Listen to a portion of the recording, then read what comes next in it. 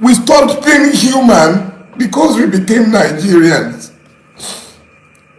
They divided us and we fell for it. Because you wouldn't see me as a Yoruba man, you spoke for me. Because you wouldn't see me as a Christian, you spoke for me. Because you spoke. Because you spoke. Because you spoke.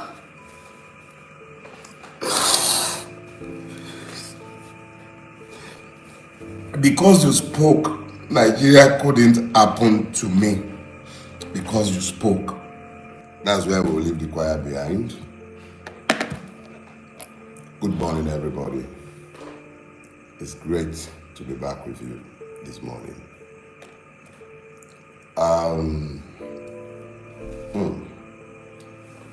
I've been deliberately quiet. Yeah, as quiet as I can possibly be since I came out of my holiday, the retreat that I had looked forward to for a while. I would have preferred that it wasn't in a prison, but it pleases God. And I'm thankful to God for the time spent in prison, you know? So I have acquired a new title. I was going to say Senior 11 of Nigeria, SEN. Until a dear friend of mine, divinely inspired, showed me that, no, how can you call yourself 11? Nobody convicted you. I said, but I went to prison. He said, no, you went to prison, but you are not imprisoned. So you are not 11. So he suggested to me, why not call yourself Senior Accused of Nigeria? You know? So now I'm an SAN. When next you see me, or you are writing my name, please be mindful of the fact that I, formerly known simply as Dele Farotimi, occasional madman, previously 11, you can now call me graciously Dele Farotimi, SAN, Senior Accused of Nigeria. So welcome to this morning's show. Yes, it's a show, and the show must go on. So here is what we'll do. I told myself that I hold too many of you an unrepayable debt of gratitude. Too many of you. Look, one of the chief drum bangers for my freedom is my dear brother and friend, David. I spoke with David, I think, the day after I came out of my seclusion, and I promised him I was going to call him back that day, and I haven't managed to do so. And meanwhile, he was supposed to be telling me about several other people that I'm supposed to be calling because of everything so many of you did. Truth of the matter is, you are the best. Nigerians, fantastic human beings. You guys are the very best. And I'll find a way to build these around the sermon that I have assigned myself this morning. Let's get something clear. I was going to title this, Thank You, Debt of Gratitude. I ran out of superlatives with which to either title these or to describe the whole lot of you. I even went ahead, I wrote my outline as usual because I didn't want to be derailed. And I was convinced that this is what I was going to be speaking to this morning, although I eventually titled it The Road to Freedom. Is that what we called it? Now, I can't really remember, but I believe that is what it was. Or is it The Walk to Freedom? Whatever. The key thing is, I had one message planned. And it was planned, I believe, with my own carnality. And I'm as carnal as any one of you. I'm completely human with all of my hybrises and everything. And I've had 21 days to prepare for what I believe will be the next stage in the battle, that the war, because I knew that that stage had already been won.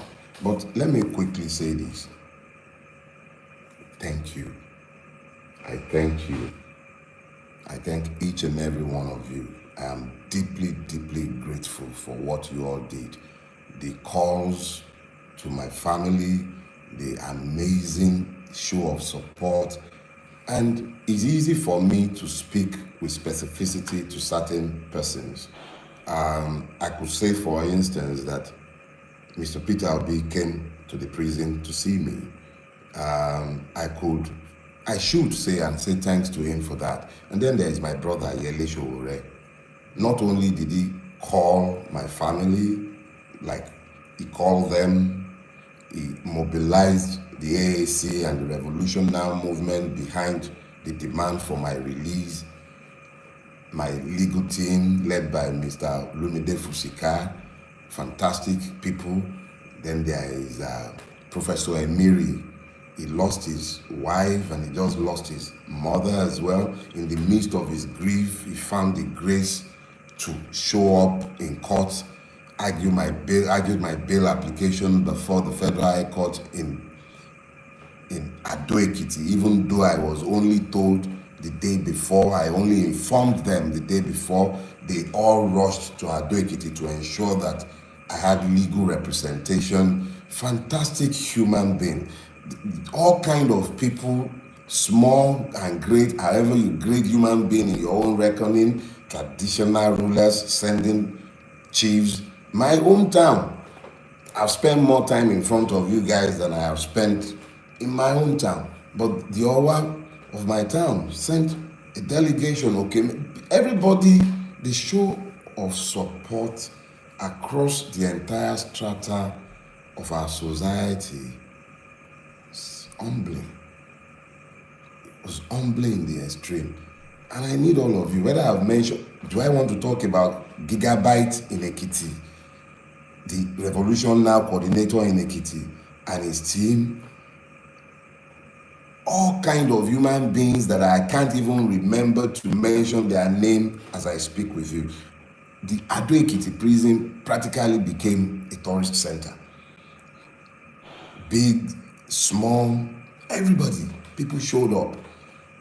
And I was being told constantly of the loud demands that you lot were making for my release. I appreciate you all. I appreciate you all. And I must say, in all humility, that you are the ones who came out of prison. It wasn't me. You came out of prison. You found your voices. You demanded that the right thing be done. Consistently, you made sure that I knew I wasn't walking alone. Your voices strengthened me because I heard you even beyond the walls of the prison. I heard you loud and clear. You left nobody in any doubt as to what you were demanding. It wasn't about Dele Farotimi, even though I was the one who bore your totem. It was essentially a demand by each and every one of you that the law must be allowed to rule in the situation. Now, let me be very clear. I retired from the practice of law when I turned 50. My next birthday, I'll be 57. I'm no longer a young man. I practiced that law conscientiously for at least 2 decades. I am a lawyer. Not just because I was trained as one, but because I am by nature one. I'm a Yoruba man. In my culture, it says, Ejola Ako, that by Koja. I am not a fool. When the magistrate spoke, the learned magistrate was very specific in the order that he gave. And even though I did not believe at the time, and I still do not believe that there was any need for that order to have been made, what he said was clear. I may not speak to the press or even to you about the case pending in his court. That was the extent of his order. I am a lawyer. The matter is sub judice, and I certainly cannot, whether he had made the order or not, I wouldn't have spoken to the case in the court. And I certainly do not intend to. There is absolutely no need to speak to any of the cases before the court. They are irrelevant to the future. And me and you, we need to focus on the future. So let us be clear. Assuming that the magistrate had made any such order, I would have been under a duty as a human being, even if I may not be a citizen, to disobey that order.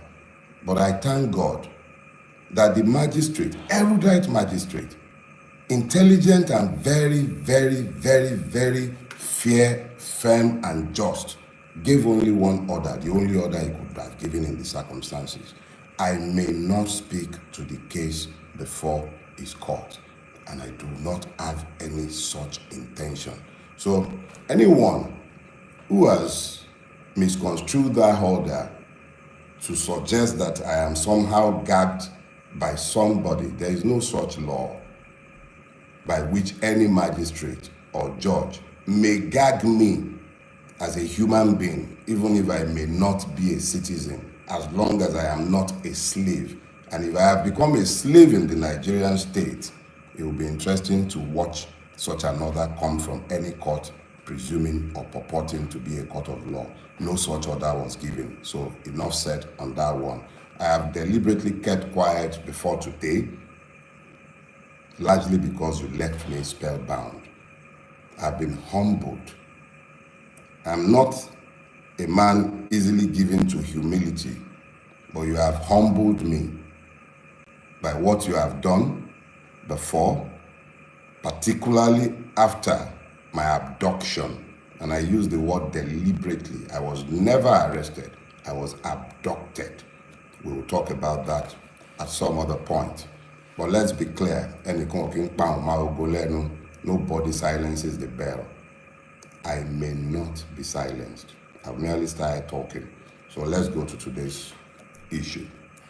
So I want us to talk about the road to freedom. And there goes the note.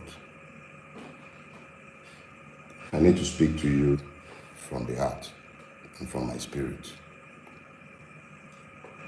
The note I prepared was for a different sermon, but as we were waiting, I began to download something, yes, exactly the same, but subtly different. So the Yorubas have a scripture, and that scripture says very clearly, Emu, Eki, Biteran Reko. I'll translate for you or interpret. Grab it. Catch it. You do not catch the porcupine in the same manner as the rabbit. Let me explain that to you. If you're familiar with the porcupine, you would know of the quills on its back, with which it largely impales stupid predators. Even lions steer clear of the porcupine. As small as it is, its entire body made of quills would kill a lion if it would dare. Now, when that proverb came to my head in the course of this entire ordeal, I made the stupid error of thinking that I was the porcupine and that those who were coming after me were the unwary predator. But I received some sense this morning. Or let me just say, as I have digested the extent and the range of support that I have found since I came out of prison.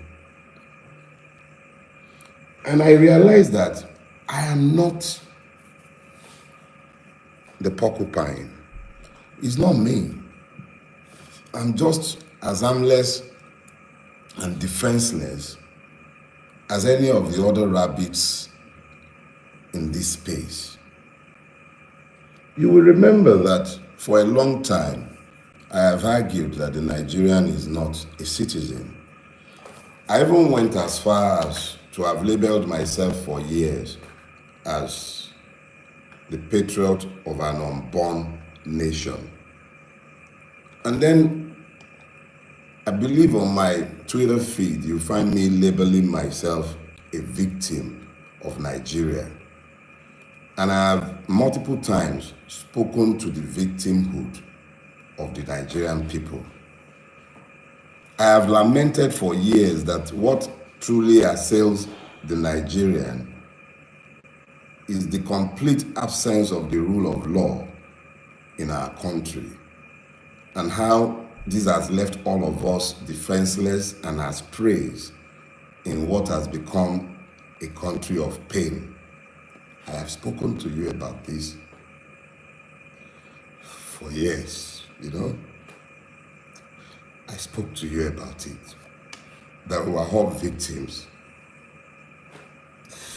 that we have all become as victims in the country that we have managed to build. I told you how we were all running away.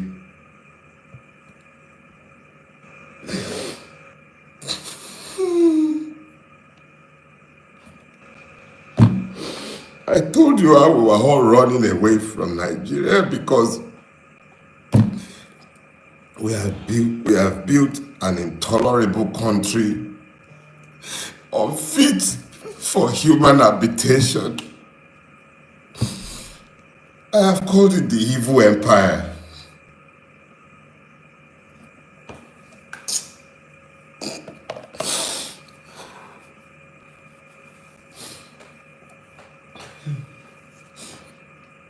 I have called it the evil empire. I've spoken to the fact that because of what we have all collectively tolerated, we have lost our country and we have become as slaves in the country that we have all built. And we are all to blame. Plus the idiot standing behind pulpits as I'm speaking with you, preaching injustice and lies to the people and helping them to normalize the madness that has overtaken all of us. I said this for years. So I am just as much a victim as each and every one of you. These are the first tears I have shed since my friend Ogunlanu died. I'm not given to tears, and I'm sorry. See, back to the issue. We all built this. We made this mess together, and it will take all of us to resolve the mess that we have made.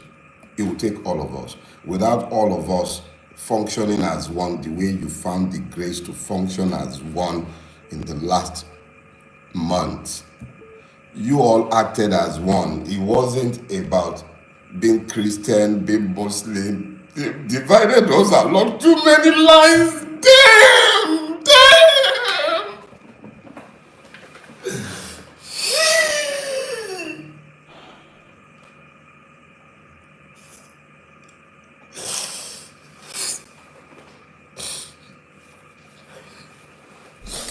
We stopped being human because we became Nigerians. They divided us and we fell for it. Because you wouldn't see me as a Yoruba man, you spoke for me. Because you wouldn't see me as a Christian, you spoke for me. Because you spoke. Because you spoke. Because you spoke.